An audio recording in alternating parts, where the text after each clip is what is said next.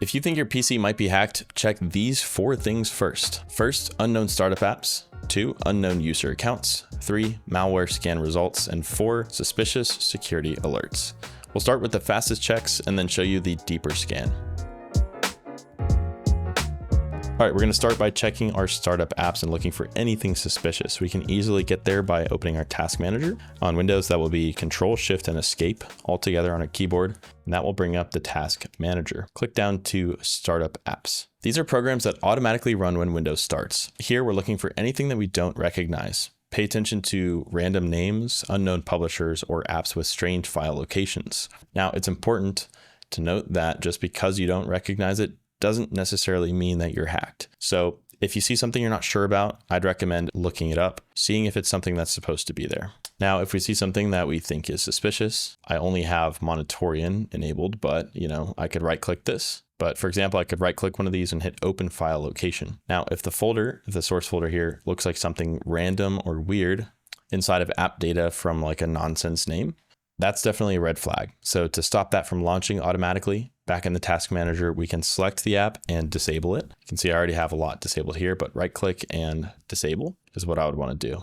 Okay, step number 2 is to check for unknown user accounts. We can do this by going to settings. So I'll hit the settings button, or you can hit Windows key and I together on your keyboard. And we're going to go to accounts. As we can see, I only have one account and there are not options to sign into another account. From accounts, I'm scrolling down until I see other users. So I can see one other user. This user is supposed to be here. I don't see any unrecognized users, so we're good to go. We're safe for this one. We're looking for accounts that we did not create. If this is your personal computer, you should recognize every single account listed here. For a second check, we can open up command prompt. I'll type CMD and I'll run as administrator, selecting yes on this pop-up.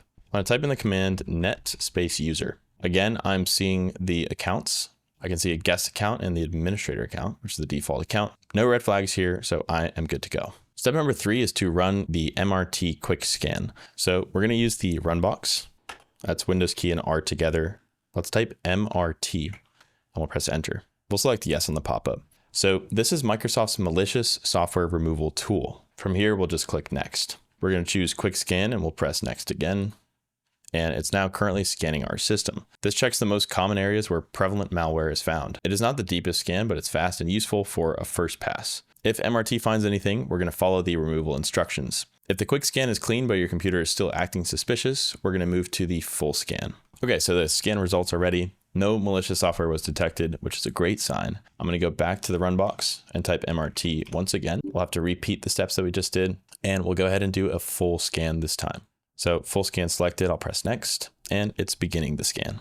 So full scan can take a while, especially on computers with large drives like mine. If you're trying to rule out malware, however, this is worth doing. We'll let it complete. Do not stop the scan halfway through and assume that the computer is clean. Step number 5 is to run Windows Security full scan. I'm going to hit Windows key and I again to open settings, and this time we're going to go to privacy and security, and we're going to go to Windows Security. Let's click into virus and threat protection, which will bring us to Windows Defender. If I scroll down and click scan options, we again have a quick scan or a full scan. And this time I'm going to click full scan, and let's go ahead and press scan now. So this uses Microsoft Defender Antivirus, which is different from MRT and should be a part of your normal security check. So the scan's going to take a while. We're not going to show you guys the whole scan here, but if we go back into the setting, we also have virus and threat protection. We're able to see something called protection history down here on the bottom left. This will show recent threats, blocked items, and security actions that Windows has taken. If you see repeated detections, blocked Trojans, credential theft warnings, or threats that keep coming back, do not treat that as normal, because that means something is either still present, reinstalling itself, or coming back from another app, browser extension, or download.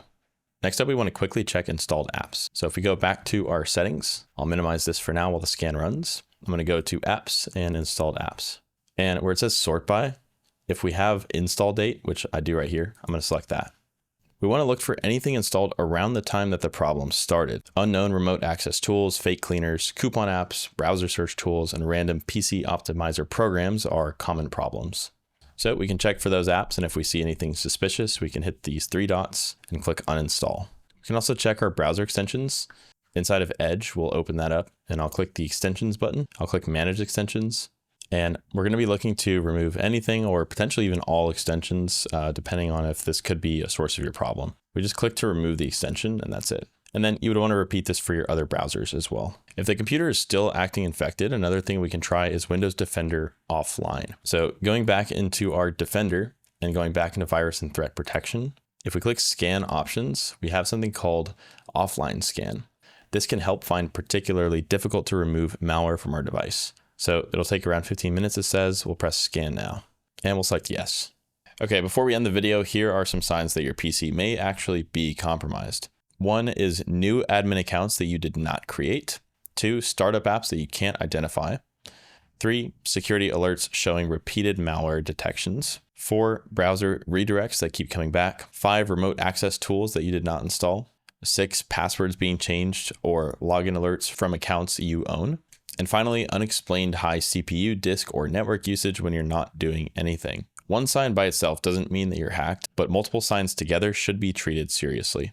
If you do confirm that something is wrong, try to remove the malware via the scans that we showed you, restart your PC, scan again, and we would definitely recommend changing your important passwords from a different clean device. Start with email, banking, Microsoft account, Google account, and anything that stores payment or other sensitive information. We always recommend having 2-factor authentication on as well. And if this is a business computer, disconnect it from the network and contact IT. And definitely do not keep using a machine that may be actively compromised.